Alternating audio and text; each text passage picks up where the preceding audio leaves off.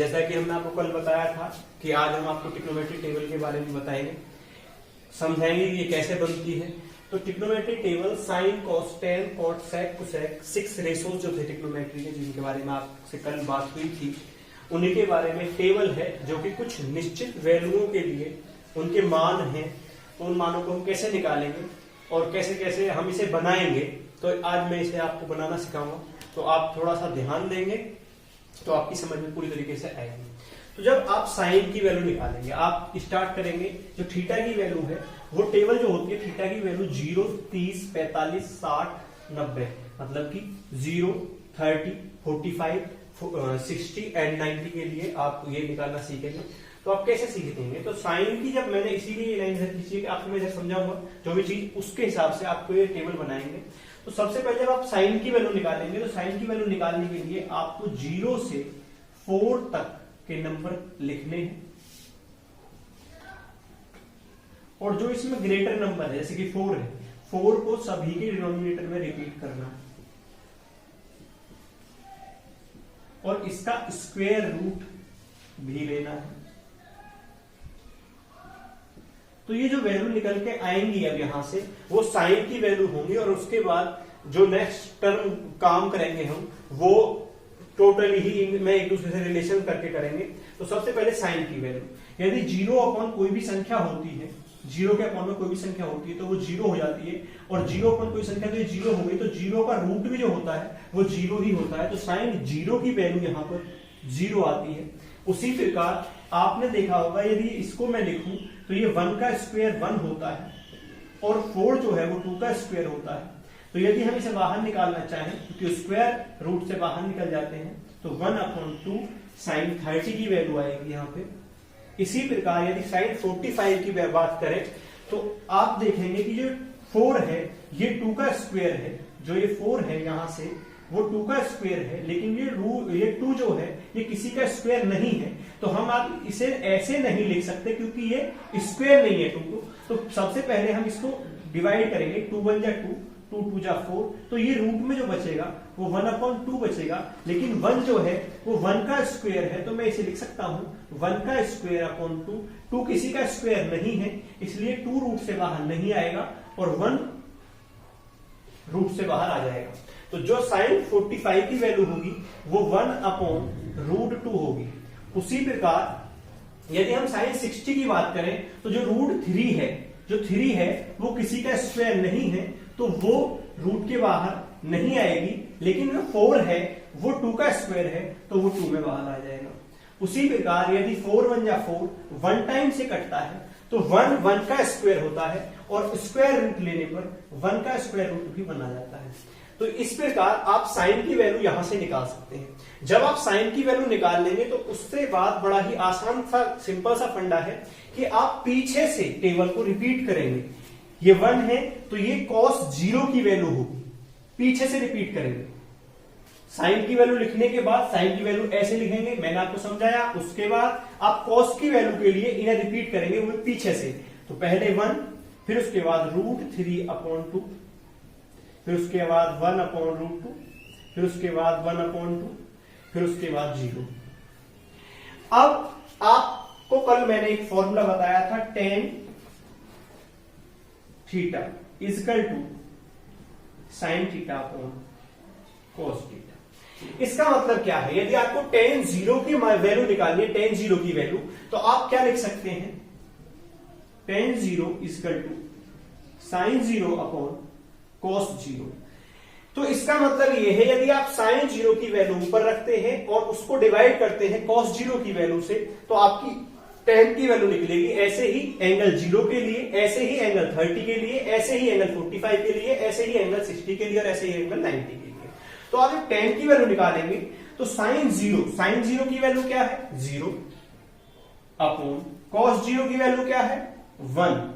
जब 0 के अपॉन में कोई संख्या होती है तो आप ध्यान रखना कि वो हमेशा 0 ही आता है। लेकिन इसके साथ ही एक चीज और बता दूं, यदि किसी संख्या के अपॉन में 0 है, यदि कोई भी संख्या है, 1 ले लेते हैं, 2 ले लेते हैं, a ले लेते हैं, b, कुछ भी ले सकते हो आप, यदि उस संख्या के अपॉन में 0 है तो वहां इनफाइनाइट बनता है, अनंत बनता है। तो इसीलिए ये साइन 0 की वैल्यू 0 है, और cos 0 की वैल्यू 1 है तो 0/1 0। ऐसे ही 30 के लिए sin 30 की वैल्यू ऊपर आएगी और cos 30 की वैल्यू नीचे आएगी √3/2। ये डबल फ्रैक्शन बनी हुई है, तो हम डबल फ्रैक्शन में क्या करते हैं, ऊपरले वाली फ्रैक्शन को सेम रखते हैं और नीचे वाली फ्रैक्शन को उल्टा करके मल्टीप्लाई कर देते हैं। तो 2 से 2 कट जाएगा, ऊपर है 1 नीचे है √3, तो 1/√3 tan 30 की वैल्यू आ जाएगी। tan 45 की वैल्यू जब हम निकालेंगे तो जब इसमें इससे डिवाइड करेंगे तो दोनों ही वैल्यू इक्वल है और इक्वल वैल्यू में डिवाइड करने पर 1 आता है। उसके बाद यदि हम बात करेंगे tan 60 की, तो tan जो 60 होता है, tan 60 में भी sin 60/cos 60 होगा, तो sin 60 की वैल्यू क्या है √3/2 और cos 60 की वैल्यू क्या है 1/2। तो इसमें भी डबल फ्रैक्शन है, ऊपरले वाली फ्रैक्शन को, फर्स्ट फ्रैक्शन को हम सेम रखेंगे, सेकंड फ्रैक्शन को हम उल्टा कर देंगे। तो यहां पर जब हम उल्टा करेंगे तो उल्टा करने पर ये 2 से 2 कट जाएगा, अपॉन में सभी के 1 होता है और यहां पर जो ऊपर वैल्यू आएगी वो √3 आएगी, √3/1 तो √3 ही होगा क्योंकि सबका डिनोमिनेटर 1 होता है। इसके बाद 1/0 जो कि मैंने आपको यहां पर बताया है, sin 90/cos 90, तो 1/0 और 1/0 क्या होता है इनफाइनाइट। तो यहां तक आपकी 10 तक की वैल्यू निकल के आएगी। उसके बाद यदि आपको cot की वैल्यू निकालनी है तो फिर से इसे बैक में रिपीट करेंगे, फाइनाइट √3 1/√3 0। यहां तक आपका जो काम हुआ है वो आपने देखा कि साइन की वैल्यू आपने निकाली थी, कॉस की वैल्यू में आपने फिर से बैक से रिपीट किया, पीछे से रिपीट किया, फिर tan की वैल्यू आपने फॉर्मूले से निकाली थी, फिर cot की वैल्यू में फिर से आपने रिपीट किया। आप यहां पे यही काम करेंगे कि पहले वाली वैल्यू निकालने के बाद में दूसरे वाली वैल्यू को बैक से रिपीट करेंगे, फिर tan की फॉर्मूला आगे उसकी वैल्यू निकालेंगे, फिर रिपीट करेंगे। अब आपको निकालना है sec। तो sec होता क्या है, आपने कल पढ़ा था sec theta equal to 1/cos theta, और cos थीटा कहां पे है, cos थीटा यहां पे है। यदि इसकी वैल्यू को 1/, में मतलब कि उल्टा करके लिख दिया जाए sec के लिए तो वो sec की वैल्यू होंगी, जैसा कि हमको पता है। तो ऐसे ही हम sec की वैल्यू यदि लिख रहे हैं तो ये दोनों आपस में रिलेट करके लिखते हैं। कैसे लिखते हैं, 1/1, क्योंकि यदि मैं sec 0 की वैल्यू अपॉन में डालूं, sec 0 निकालने के लिए cos 0 की वैल्यू अपॉन में डालूं तो cos 0 की वैल्यू जो है वो 1 है, 1/1 क्या आ जाएगा 1। ऐसे ही यदि इसको अपॉन में डालूं तो ये जब फ्रैक्शन अब 1 के अपॉन में जाती है तो वो उल्टी हो जाती है, तो ये 2 ऊपर पहुंच जाएगा और √3 नीचे आ जाएगा। उसी प्रकार जब इसको करेंगे तो ये वैल्यू ऊपर पहुंच जाएगी, 1 नीचे आ जाएगी, 1 किसी भी संख्या के नीचे नहीं लिखा जाता। ऐसे ही ये वाला नंबर, इसको भी अब उल्टा करेंगे तो 2/1 आ जाएगा, 1 हमें लिखने की आवश्यकता नहीं है। लेकिन यहां पर जब हम sec 90 की वैल्यू निकालेंगे, sec 90 की वैल्यू जब निकालेंगे तो 1/cos 90 लिखेंगे, और cos 90 की जो वैल्यू है वो 0 है, तो 1 के अपॉन में फिर से 0 आएगा और फिर से इनफाइनाइट बन जाएगा। तो ये sec की वैल्यू निकली। sec के बाद यदि cosec की बात करेंगे तो मैं यही बताता जा रहा हूं कि पहले वाली वैल्यू निकाली, दूसरे वाली में आपने पीछे से रिपीट किया, तीसरे वाली वैल्यू निकाली, फिर से आपने पीछे से रिपीट किया, फिर आपने ये वैल्यू निकाली है तो इस पे भी पीछे से रिपीट करेंगे, इनफाइनाइट आएगा, 2 आएगा, √2 आएगा, 2/√3 आएगा और 1 आएगा। तो इस प्रकार आपकी ये टेबल पूरी होती है। पूरी होने के बाद में आप फिर से ये चीज ध्यान दीजिए कि जब साइन की वैल्यू आप निकालेंगे, साइन की वैल्यू में आप 0 से 4 तक के नंबर लिखेंगे और 4 तक के नंबर लिखने के बाद में 4 को सभी संख्याओं के नीचे रिपीट करेंगे। रिपीट करने के बाद सभी का स्क्वायर रूट लेंगे, स्क्वायर रूट जो आएगा, जो वैल्यू निकलेगी वो साइन की वैल्यू होगी।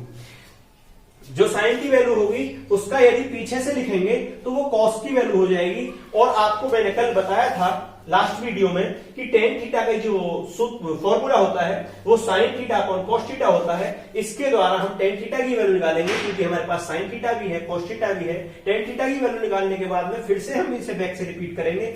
आपको पता है cosec जो थीटा है, उस cos थीटा जो है वो sec थीटा का उल्टा है, तो यदि cos थीटा की वैल्यू को उल्टा करके इसमें लगाएंगे sec थीटा में, तो यहां से sec थीटा की वैल्यू आएगी।